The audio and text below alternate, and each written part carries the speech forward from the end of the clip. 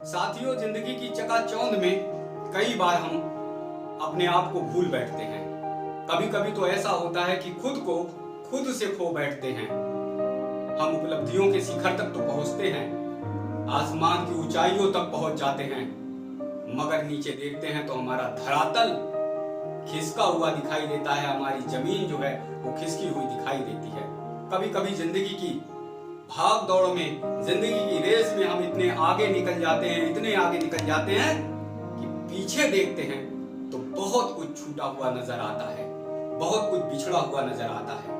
जब आगे निकले होते हैं तो हमें पीछे दिखाई नहीं देता है। थोड़ी देर जब ठहरते हैं, थोड़ी देर जब रुकते हैं, तब देखते हैं कि हमारा गांव हमसे छूट गया, हमारा परिवार हमसे छूट गया, हमारे रिश्ते हमसे छूट गए, हमारे सगे और संबंधी हमसे छूट गए, हमारे दोस्त और यार सब कुछ छूट गए। और अंत में ऐसा लगता है कि जिंदगी में मेरे साथ सब कुछ छूटता चला गया, सब कुछ छूटता चला गया। और आप एक हारी बाजी की तरह निराश और थक जाते हैं और फिर जिंदगी को एक बार ऐसी स्थिति में लाते हैं, ऐसी परिस्थिति में लाते हैं कि आप सुशांत सिंह राजपूत बन जाते हैं और अपनी जिंदगी को खत्म कर लेते हैं, अपने जीवन को समाप्त कर लेते हैं। साथियों, आज ये प्रश्न इसलिए महत्वपूर्ण है, आज ये प्रश्न इसलिए प्रासंगिक है, आज ये प्रश्न इसलिए बहुत जरूरी है क्योंकि पूरी दुनिया में एक साल में 8 से 10 लाख लोग अपनी जिंदगी को खत्म कर लेते हैं, अपने जीवन को समाप्त कर लेते हैं। हर 4 सेकंड में एक व्यक्ति पूरी दुनिया में कहीं ना कहीं सुसाइड करता हुआ नजर आता है, कहीं ना कहीं अपनी जिंदगी को समाप्त करता हुआ वो अपने जीवन को खत्म कर लेता है। ऐसी परिस्थिति में हमको आत्मचिंतन करना पड़ेगा, ऐसी परिस्थिति में हमको आत्म मंथन करना पड़ेगा, ऐसी परिस्थिति में हमें सोचना होगा कि आखिर क्यों लोग अपनी जिंदगी को खत्म करते चले जा रहे हैं। 80% लोगों में सर्वेक्षण किया गया और उसमें ये पता चला कि लोग जिंदगी में ऐसे 80% लोग जो सोचते हैं कि उनकी जिंदगी में सब कुछ खत्म हो गया, उनकी जिंदगी में सब कुछ छूटता चला गया और इसलिए वो अपनी जिंदगी को खत्म कर लेते हैं। उन्हें ये लगता है कि सब कुछ छूट गया है, सब कुछ उनसे हाथ से निकलता हुआ चला गया है, जो कुछ वो हासिल करना चाहते थे वो उनके हाथ में नहीं आया, इसलिए अपनी जिंदगी को खत्म कर लेना ही ठीक है। लेकिन साथियों, एक ऐसा उदाहरण बता रहा हूं जिसकी जिंदगी में, पूरी जिंदगी में सब कुछ छूटता चला गया, हर बार छूटा, लेकिन उस व्यक्ति ने इतिहास रचा। उस व्यक्ति ने एक ऐसा इतिहास रचा कि आज हम सभी भगवान श्री कृष्ण के रूप में उनको जानते हैं, भगवान श्री कृष्ण के रूप में उनकी पूजा और अर्चना करते हैं। भगवान श्री कृष्ण के बचपन को देखिए जरा। कारागार में उनका जन्म होता है। कारागार में जन्म होने के बाद माता देवकी और वासुदेव उनसे छूट जाते हैं। वासुदेव उन्हें गोकुल में जाकर पहुंचा देते हैं। गोकुल में थोड़ी दिन रहते हैं भगवान श्री कृष्ण, बाल लीला करते हैं, थोड़े बड़े होते हैं, ग्वाल बाल और गोपिकाओं के साथ एकजुट होकर गोकुल वासियों से प्रेम और स्नेह का बंधन बनाते हैं, सबके मन में रच और बस जाते हैं, यहाँ तक कि गोकुल के कण कण में कृष्ण ही व्याप्त हो जाते हैं। लेकिन तभी कुछ दिन बाद मथुरा का राजा कंस चुनौती देता है और भगवान श्री कृष्ण जो है मथुरा की ओर बढ़ जाते हैं। भगवान श्री कृष्ण को यह पूरी तरह से पता होता है कि अगर कंस का वध नहीं करेंगे तो गोकुल वासियों को वो हमेशा परेशान करता रहेगा। जब कदम आगे बढ़ते हैं मथुरा की ओर, गौर करिएगा, भगवान श्री कृष्ण से गोकुल छूट जाता है।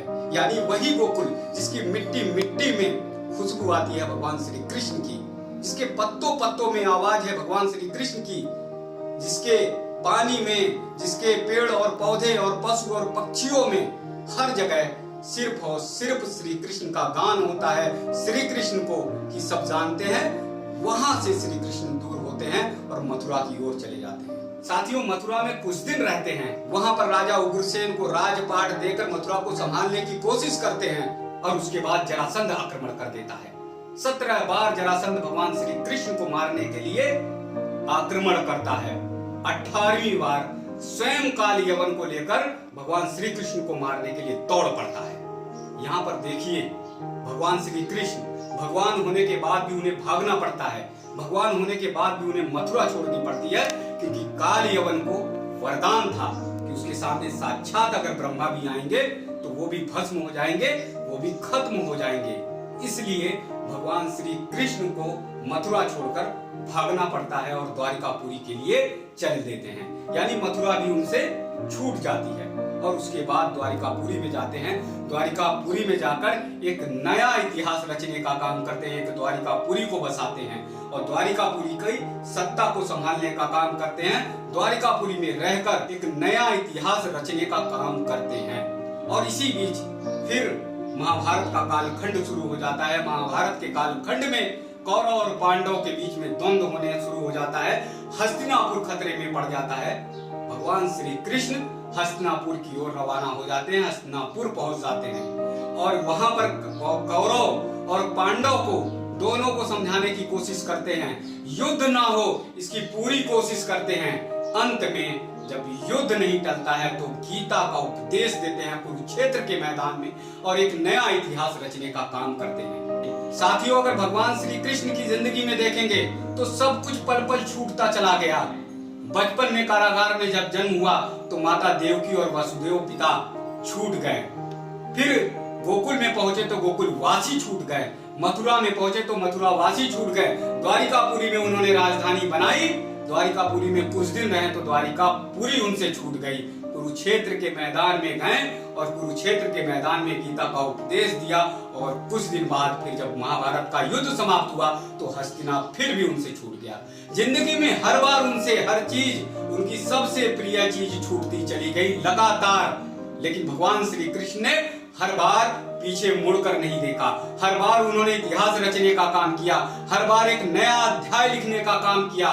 इसलिए आप भी ध्यान में रखिए कि जिंदगी में आपसे तमाम चीजें छूटती चली जाती हैं। जिंदगी में कई बार आपसे तमाम आपकी प्रिय चीजें छूट कर चली जाती हैं, लेकिन आपको हताश नहीं होना चाहिए, आपको हार नहीं मानना चाहिए, आपको जिंदगी को खत्म नहीं करना चाहिए।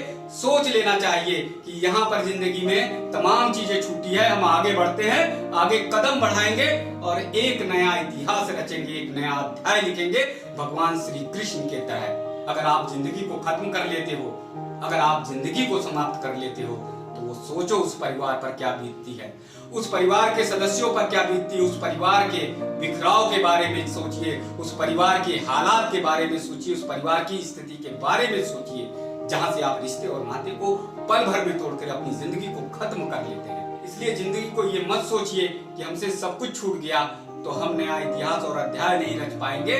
आगे बढ़िए, कदम बढ़ाइए।